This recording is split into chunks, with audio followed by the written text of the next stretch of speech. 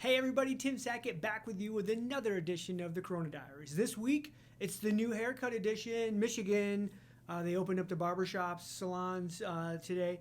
I was in line at 7:30 this morning at the barbershop with like 20 other dudes. Got it in, got it tight, feel lighter, feel better. Hey, new haircut day, feels great. A couple of things I want to talk to you about this week. One, landmark decision coming out of the Supreme Court, and good timing with Pride Month. But Supreme Court rules that gay and trans people are protected from job discrimination.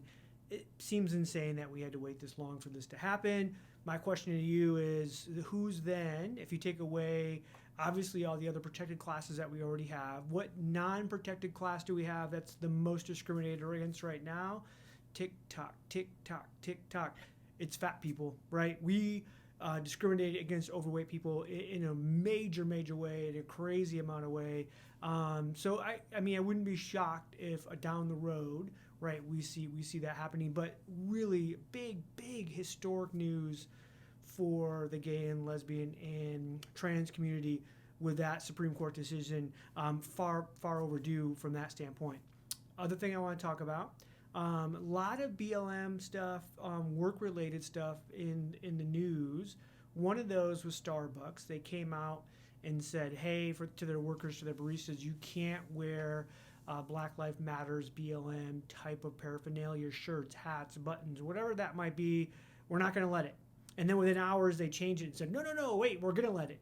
Now, one of the issues they ran into is for Pride Month, they allow their workers, the baristas, to wear pride buttons, pride shirts. Now, what they didn't say originally was, hey, this is really a uniform thing. We actually created some pride Starbucks kind of related uniform stuff that we let our people wear.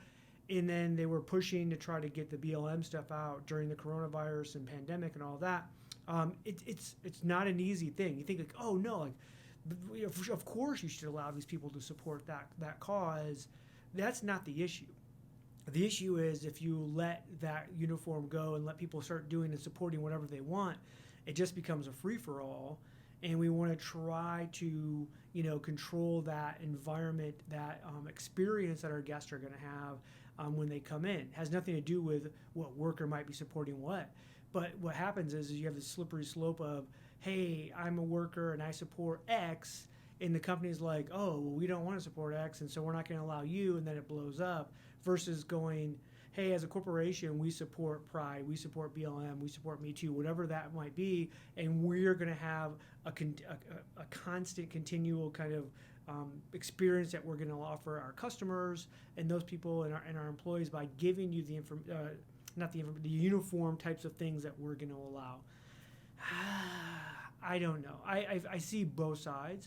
What I do know from having to draft and make many uniform policies over the years is that it's a pain in the ass. Literally the biggest pain that you're ever going to have to deal with. You want to support and do the right things for your employees and for the company and for the customers and for your stakeholders. At the same time, you just can't say wear anything you want.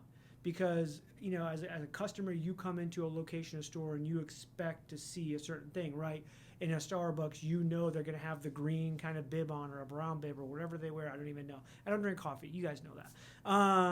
But there is some of that, right? So you want to be able to say, hey, how can we create a consistent experience, whether you went into the Starbucks in Manhattan or Chicago or Grand Rapids, Michigan, or wherever you went to that Starbucks, you're going to have a consistent experience that is still supportive of not only the community, but our workers and our brand and everything else. You got to be careful. And I think the bigger thing, that the easier way to do this would have said, hey, you know what, we're going to allow you in your free time, and we're going to, in our money and our support, we're going to support all those different things that we think we should support. But as workers in a uniform, we're going to have one constant uniform that never changes. That's probably the most conservative way to take care of that, because you're just saying, nope, it's not that we don't support these things. It's just we're not going to use our uniform to support those things, and we're going to do it in different ways. I think what they finally ended up with was like, nope, you know what, this is a historic kind of movement that's taking place. we're going to allow our employees to go out and kind of support that in other ways, just like they do Pride. I think they started with Pride going, hey, we have a certain button, a certain t-shirt or something you can wear.